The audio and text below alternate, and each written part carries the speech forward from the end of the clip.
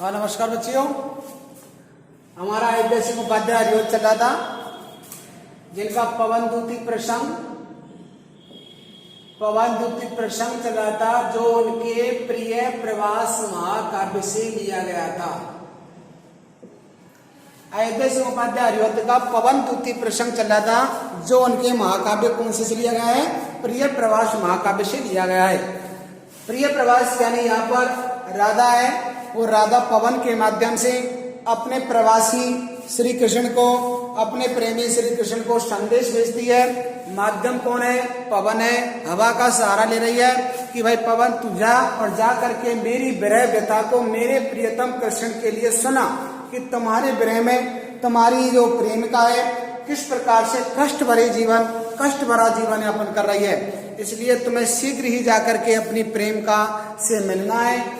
तो वो हवा को, वो पवन को समझाती है और वो पहले तो उसको कहती है कि तुम्हें ऐसे जाना है, धीरे धीरे जाना है, मध्यम गति से बहते हुए जाना है, तुम्हें सरस गति से बहना है।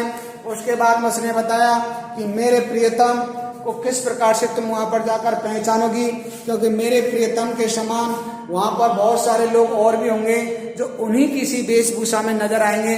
तो उनके बीच में तुम मेरे प्रियतम को कैसे पहचानोगी, मेरे प्रियतम के उस महल को कैसे पहचानोगी जिसमें तुम रहते हो।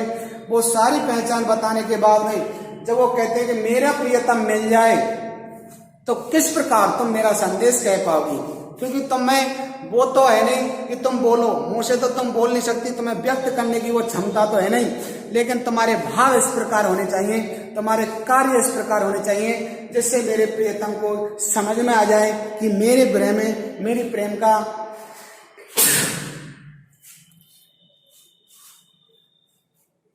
किस प्रकार से अपना जीवन यापन कर रहे हैं। तो देखो अगला पद दे रखा है, जो प्यारे मंजू उपवन वाटिका में खड़े हों, जो प्यारे मंजू उपवन वाटिका में खड़े हों, छिद्रों में ज्वाकड़ित करना बेडूसा कीचकों को, या होवेंगी सुरत उनको सर्व गोपांगना की, जो है वंशी श्रवण रुचि से दीर्घ उत्कंठ होती। तो देखो पवन से कह रही है कि मेरे प्रियतम के समक्ष तुम्हें क्या क्रिया करनी है, क्या क्रियाकलाप करने हैं, कैसे तुम्हें हमको बताना है कि तुम्हारे विरह में तुम्हारी प्रेमिका का कैसा बेहाल है।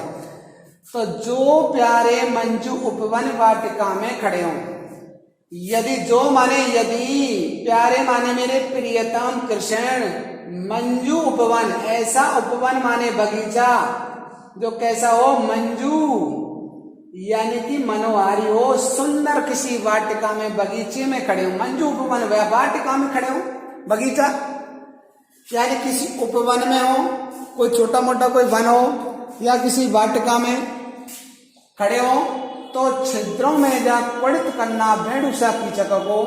तो देखो तुम्हें क्या करना है, छिद्रों में जाकर के छिद्रों में प्रवेश कर जाना, क्वड़ित करना यानी उन्हें बजाना। क्या करना? उन्हें बजाना।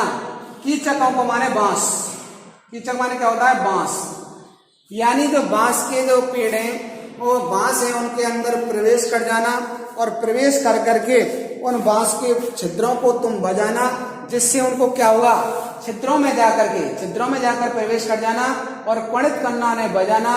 बेडूसा कीचकों को यानी बीड़ा के समान, बेडूसा यानी बीड़ा के समान कीचकों को माने बांस को, बांस के अंदर प्रवेश कर जाना और उन्हें बीड़ा के समान बजाना। इससे क्या होगा, यूं होवेंगे श्रुत उनको सर्व गोपांगना की। ऐसा जब तुम क्रियाकलाप करोगी, यूं होवेगी, तो उनको यूं होवेगी माने आएगी, श्रुत माने याद, उनको माने उनको, सर्व माने सभी, गोपांगना माने गोपियों की। यदि तुम ऐसा कार्य करोगे, बार बार उनमें बांस में प्रवेश करोगे, उनमें से आवाज आएगी, तो निश्चित ही मेरे प्रियतम कृष्ण को सभी गोपियों की याद आएगी।